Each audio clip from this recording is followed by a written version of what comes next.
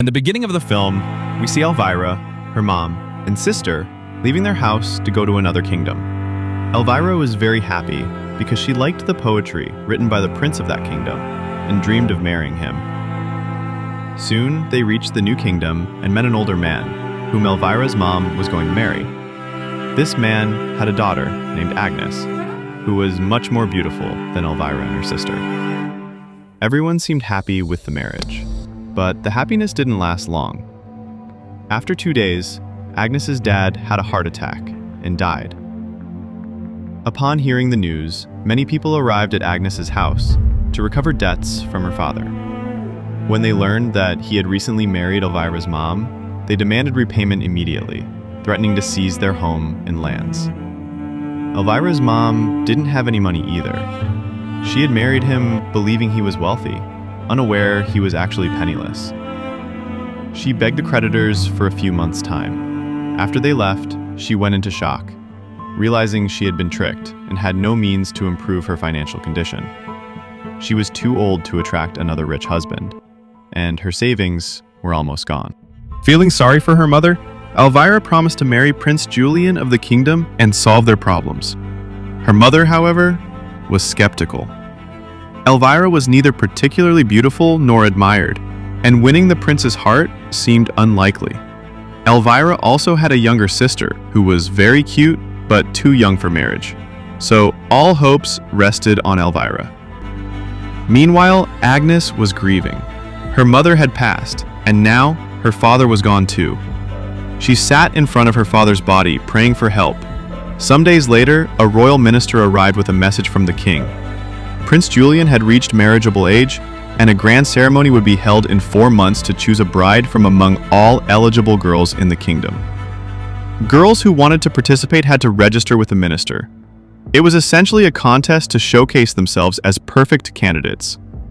Elvira eagerly registered, as did Agnes. But the question remained, why would the prince choose an average-looking girl like Elvira? Her mother was determined to make Elvira appear perfect. She took her to a plastic surgeon and arranged for surgery on her eyes, nose, teeth, and breasts. She promised the surgeon payment after the ceremony, confident Elvira would win. The surgeon first removed Elvira's braces painfully, then performed nose surgery, fitting her with an iron mask to reshape it. Despite the intense pain, Elvira endured it, determined to become beautiful. To complement her new looks, she was also enrolled in a school for royal grooming, learning manners and ballroom dancing. There, Agnes was already excelling. She was naturally graceful and beautiful, and Miss Sophie, the instructor, quickly noticed her superiority. Agnes was moved to the front row, while Elvira was pushed to the back. Agnes soon asked Elvira's mom to perform her father's funeral rites, as the body was decaying. Elvira's mom refused, saying all money must go to preparing Elvira for the ceremony. This made Elvira realize how much pressure her mother had placed on her, and she began working harder. Slowly, she improved and advanced in her training. After 40 days of training, Miss Sophie announced the 16 girls selected for the ceremony. Agnes topped the list, and Elvira was last. Despite her bandaged nose, Elvira's inclusion was surprising. But she continued to struggle, especially with dancing. Miss Sophie accused her of getting selected only because her mother paid bribes. This deeply saddened Elvira. At home, her mother called a designer to create a beautiful dress for Elvira, but he remarked that Elvira was too overweight. Her mother put her on a strict diet of lemon water. Sophie began interviewing the 16 girls to understand their inner beauty.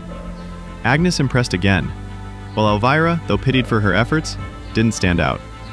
However, Miss Sophie, feeling sympathetic toward Elvira, gave her a secret way to lose weight, a tapeworm egg. She said it would prevent weight gain and help her slim down quickly. Elvira could kill it later with an antidote. Despite warnings from her sister, Elvira consumed the egg.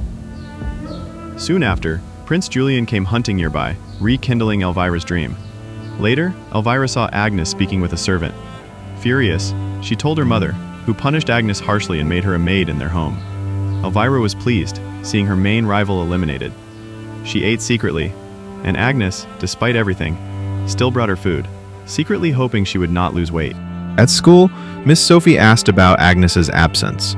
Elvira's mother lied, saying Agnes was grieving and withdrawn. As a result, Elvira was promoted to be the group's representative. Her mother had a stunning dress made for her, and when the designer noticed Elvira's hair falling out, likely due to the tapeworm, he made her a wig. Agnes, determined not to miss the ball, took out her late mother's old gown. It was beautiful and expensive, reflecting her mother's past status. 3 months passed. Elvira's mask was removed, and her nose had healed beautifully. Encouraged, her mother took her for more surgery, artificial eyelashes, and breast enhancement, which left her weak and constantly hungry. Agnes continued sneaking food to her, defying their mother's restrictions.